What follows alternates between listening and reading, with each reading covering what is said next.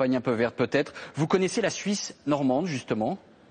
Oui. C'est à 3/4 d'heure des plages des débarquements. C'est une région méconnue et qui offre pourtant de nombreuses activités touristiques. Figurez-vous que la Suisse normande est plus visitée par les étrangers que par les Français eux-mêmes. Voyez le reportage de Florence Bouquilla et de Caroline Robillard.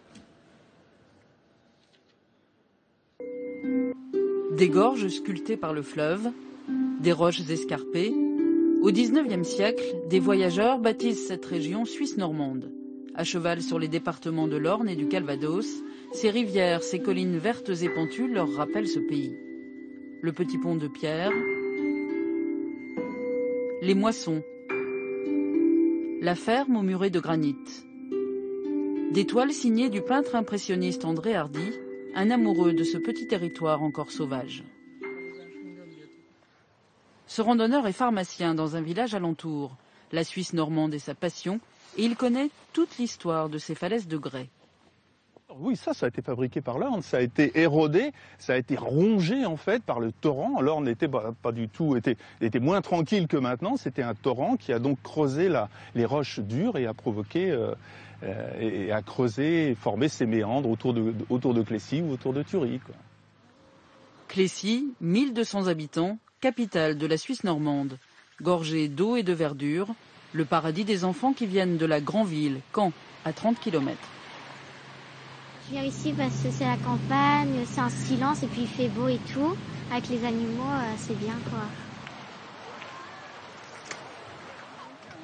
En famille, voici d'autres touristes, venus en voisin, à la recherche de repos. Le calme et la tranquillité, quoi. Puis on se plaît bien là, on est en Normandie, c'est un beau petit coin de la Normandie. Ah non, le pain, sur l'Orne, il y a les adeptes du bateau et ceux du canoë. Sur les berges, quelques guinguettes et un restaurant. Sur le ponton, j'ai quand même salué des clients, vous voyez, des habitués. Emmanuel Castel a ouvert il y a quelques mois seulement. Ses clients, des habitués ou des étrangers, selon lui, une grande majorité de Français ignorent tout simplement l'existence de la Suisse normande. On sent qu'on reste méconnu. Il y a des gens qui chutent ici par hasard, qui découvrent et qui sont émerveillés par tout ce relief, par cette beauté du paysage, quoi, en fait. Un territoire discret, voire secret, fait de hameaux dispersés et de chemins creux. Parfois, les voûtes touffues offrent de jolies surprises. Au bout du chemin, le château de la Pommeraye, XVIIe siècle. Sa cour d'honneur, son orangerie et ses chambres d'hôtes. Des hôtes qui souvent ont fait un long voyage. Nous habitons à Washington. Ici, c'est très calme, très champêtre. Nous sommes très contents de pouvoir prendre notre temps pour apprécier les paysages, la cuisine, les gens et ce château. Quand nous allons au bar ou dans un restaurant, les serveurs s'assoient à notre table quand ils ne sont pas occupés. Ils discutent avec nous.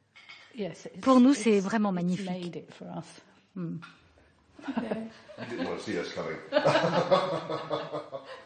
Tu vas enfiler ça comme un cartable, d'accord?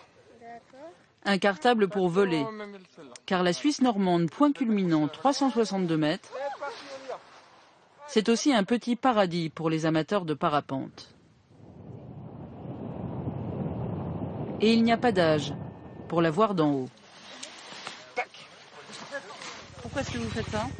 C'est un défi pour moi, pour mes 60 ans. Je dis que il fallait que je le fasse, quoi, parce que j'ai la peur du vide, donc je vais vaincre ma peur.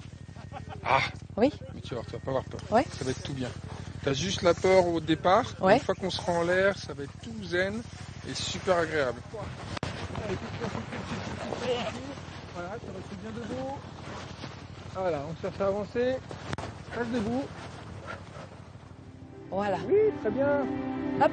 Super. Ouais, c'est parti. Ouais, génial. Survoler le bocage, les forêts et les champs pentus, les collines. De tout là-haut, admirer cette petite Suisse de Normandie.